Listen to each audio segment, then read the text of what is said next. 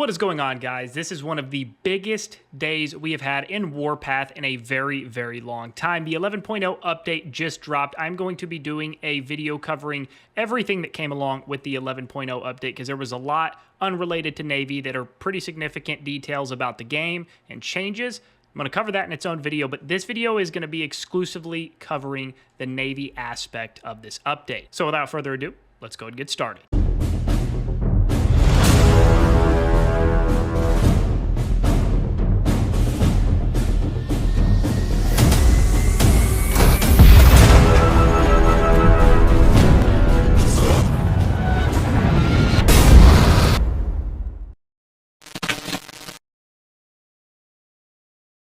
Welcome back, guys. There is a lot of mixed emotions going on right now across the Warpath community with this update. A lot of people are very excited. A lot of people are skeptical. A lot of people are claiming they hate it, even though we've barely gotten our feet wet with this update. But there's a lot to unpack, and it is a fundamentally changed game now in a lot of ways. Now that there's the introduction of Navy, there's a new level 1 through 3 city Navy, or Navy-only city. There's going to be a Navy-only conquest as well. So that's obviously going to bring a new dynamic to Warpath. I'm sure as time goes on, that will expand as well. But we're going to unpack what we know right now. And now some of you may know this, a lot of you may not, but I actually had the privilege back in, I believe it was July, like middle of July, maybe early August. I'm not for sure exactly when. It's been a while, but back in the summertime, I had the opportunity to actually participate in the Navy testing that was taking place. It was a weekend-long event.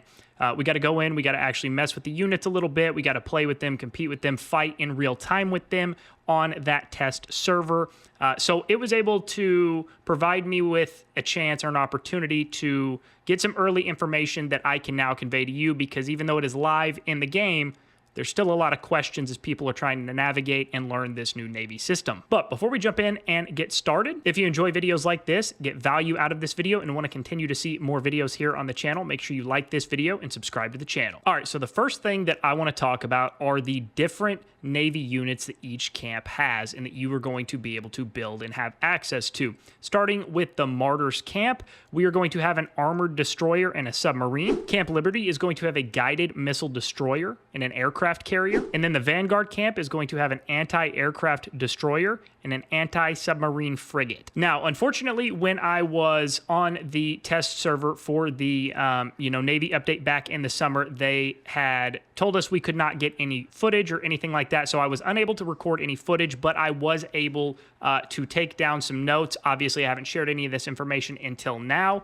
but it is still very valuable and very relevant information, as a lot of you are just now seeing this for the first time, and this will hopefully steer you in the right direction to some degree when it comes to your Navy unit development. So now what I've tried to do is I've tried to compare. Now, I wasn't able to do this with all of the different Navy units. Some of them just didn't really have a good counterpart for a ground unit, for example. But what I was able to do on some of these units was compare their features or how I anticipate they will be able to be utilized in the Navy aspect of the game compared to how certain ground unit types are used in the game. So for example, the Martyr's Armored Destroyer right here, this is going to be similar to the Super Heavy. This is going to be a ship that you're going to use to absorb damage. You can tank sea bases with this. You can, if you're going into a fight in the actual open sea or water, whatever you want to call it, this is going to be something that you can kind of have leading the charge to absorb damage. Again, think of it like a Super Heavy. The Martyr Submarine is going to be similar to a light tank. It's going to be fast moving. It's something that you can get in and out of conflict zones in a hurry with. It's going to be something you can pick off reserve lines. And then the last one that I was able to draw a comparison to in regard to ground units is going to be the Liberty Guided Missile Destroyer. This is going to do really well against fortifications and things like that. Think about this like the Liberty Artillery Unit. Hopefully those few kind of ground unit to Navy unit comparisons there will at least hopefully clear a little confusion up and at least get you on the right track depending on your play style. Now, jumping over to the brand new Navy officers, we have currently got 3 brand new Navy officers in the game. Now, you can see that I have already got one of them level 60, and I have fully awakened this particular officer. I have been preparing for a while now in advance for this, so that way I could be ready to go. I also know, we will jump right over here for a second, I do know that there is this brand new event where you're probably like, well, why did you use all your statues to awaken him so fast? You could have gotten a handful of them by doing this daily sign-in thing, and that is true. However, it's not a waste because, number one, I can utilize him in the Naval Campaign. There is a new Navy campaign feature to the game, so I'm going to get benefit immediately from him in that, which is going to help me get resources, ammo, components, things like that to upgrade my ships faster.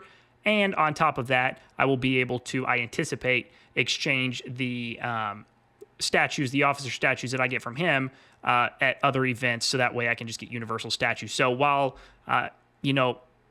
it doesn't make sense on the front end, it will long term, and I'll get some immediate benefit from doing it as well. So just to clear up any confusion on why I went ahead and did that. Now, jumping back into the Navy officers specifically, we have got Liberty Blaze, we have got Tide Watcher, and we have got Captain Unbeaten. Now, starting from the top and working across and down, we've got Liberty Blaze, which in my opinion is the best overall Navy officer in the game. Currently, he's got a lot of features that I think are going to be really helpful. I was interested to see when the release came out if they were going to coin these as Gen 1 officers, because the Navy is a brand new feature in the game, so I didn't know if they were going to start with just Gen 1, but that doesn't seem to be the case. They went ahead and coined these as Generation 4 officers, so they pack a equivalent value to other Generation 4 officers in Ground Force and Air Force. So these guys are really legit. Starting from the top here, Liberty Blaze deals skill damage to an enemy. Damage coefficient is 1800. Increases the damage intensity of this officer's troop by 15%. Skill 2 is going to increase the firepower by 40%. Skill 3 increases the normal attack boost of this officer's troop by 30%. And then his fully awakened skill, when this officer's troop enters combat, increases the damage intensity of this officer's troop by 10% and damage resist by 10%. So you've got just a ton of value there. And then on top of that, I'm looking kind of bigger picture with him, that when the skill training for these Navy officers does start to unlock, if there are better officers, which I'm sure there will be at some point in the future, if there are better Navy officers than him, or he just starts to kind of not find his way into my lineup at some point, I can at least use one of these skills for the skill training system, and they're all really good skills. So I think this is long-term going to be the best investment for your just overall versatile Navy officer. Next up, we have got Tide Watcher, starting with skill 1, calls for an airstrike dealing damage to an enemy. Damage coefficient is 1800. If the target has over 50% HP remaining, the airstrike deals extra damage coefficient of 450. Skill number 2 increases the officer's skill boost of this officer's warship by 30%. Skill 3, a balanced skill, increases the firepower of this officer's troop by 20% and its HP by 20%. And then skill 4, which is a special skill, increases the missile defense of this officer's warship by 25%. And then once he is fully awakened, whenever this officer's troop kills an enemy unit, it has a 30% chance to shorten prep time of its skills by 1%. This skill can be triggered once every 8 seconds. And then last but not least, we have got Captain Unbeaten.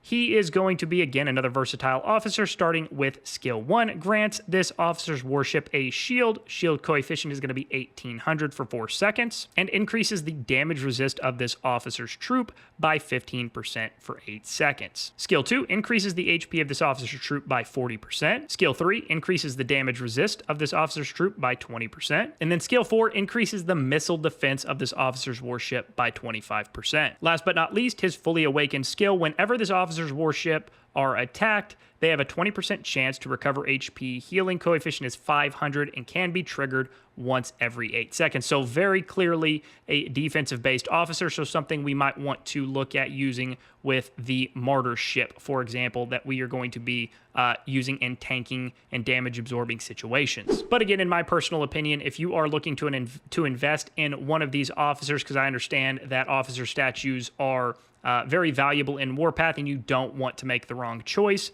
I would probably invest in Liberty Blaze unless you just already know you're either A, not going to really worry about Navy. In that case, you can save your statues, or if you already know that you want to play like a very specific role within the Navy dynamic of the game, then you can of course go that route into an officer that fits that mold better for you. But if you're looking for an overall high value, long-term officer, then I would go with Liberty Blaze, and that is not me just saying that. I have quite literally put my statues where my mouth is. All right, now let's transition and let's talk about some of the items you're going to need to upgrade your Navy. So just like the ground force and just like the Air Force, you are going to now have Naval Force ammo, Naval Force components, Naval Force armor wrenches, and Naval Force refined components. Now, for full transparency, I have not sat down and actually tallied up how many of each of these you are going to need to fully upgrade a single Navy unit. When we were on the test server earlier this summer, they blocked that feature entirely,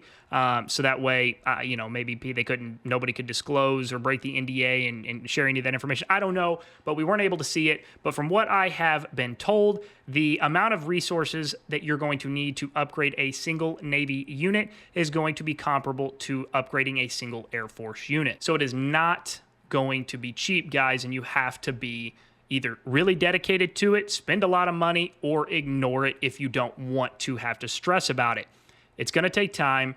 Have a plan going into it. Know what you're going to need, and know if it is worth it to you. What I would say, and I'm going to make a video giving a little bit more of an in-depth idea, perspective, and suggestions on this in the coming days. So if you're in limbo right now and you're confused and you're like, I don't know what to do, I want to do Navy, but I don't want to sacrifice this, that, or the other, be on the lookout for that video. It's going to help you, hopefully put you to some ease or give you some ease, peace of mind. I would just say focus on the campaign, get as much of the campaign done as you can right now, upgrade your units as much as you can right now slowly. I wouldn't probably, if you've got an excess amount of gold, feel free to go ahead and buy some of these things in the VIP shop. If you're really, really tight on gold, again, do what you can.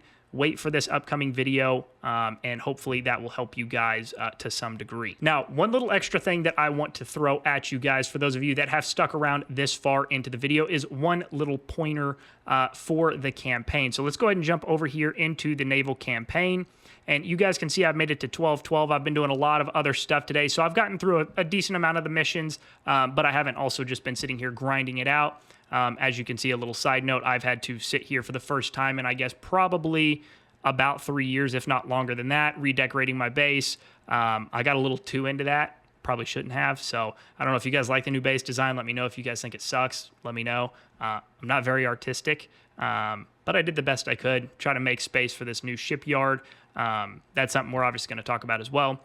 But with that being said, back to the Naval Campaign, my one suggestion would be get the aircraft carrier. The aircraft carrier, from my limited experience in the Navy campaign so far, is a very, very good unit to have. It seems to be doing very, very well through the campaign mission so far. Now, of course, I also obviously have a fully awakened officer and things like that. I was able to invest in some of these items through the VIP shop because I did have a little bit of extra gold. So those things certainly did help. But overall, and I've seen some other people talking about this as well, the aircraft carrier seems to be a really good option, at least early in the Navy campaign. Now, the last thing that I want to touch on in this video is going to be the new shipyard. Now, I actually got a little confused by this too when I first, interacted with this, because it's one standalone building. You actually have the shipyard itself, and I built that, and then I had obviously my one ship going there because that's the only unit I had at that time. And then actually turns out you have to increase, or you have to get these two other shipyards. So essentially, this one building is going to hold 3 Navy barracks, essentially. Think about it like ground force barracks here, but it's going to be 3 Navy barracks. For those of you that are seasoned players, this is not going to be anything new to you, but for those of you that may be new and maybe like, crap, this is something else that I've got to focus on, again, be on the lookout for my video that's going to be coming out in the next few days, hopefully. Trying to steer you guys in the right direction and giving you guys some peace of mind. But regardless, one thing I would share with you now is if you are going to invest in the shipyard, just do the number 1 shipyard here. Do not worry about number 2 or number 3. Leave those for now. It is not necessary. Try to get one of these shipyards to the highest level, which is level 32, max it out, and call it good for right now. Obviously, if you're a big spender, a whale, whatever, this doesn't apply to you, but for those of you that are balling on a budget or free to play, focus on one, get it done, and leave it for now. I know I threw a ton of information at you guys in as short of a period as I possibly could. I want to be respectful of your time. I try to condense it down and give you guys just the meat and potatoes of what I've got so far. But if you do have any additional questions, thoughts, opinions, feel free to share those in the comments below. I will be reading those. I will be trying to respond to as many of those as I can to help get you guys on the right direction here for this new Navy update.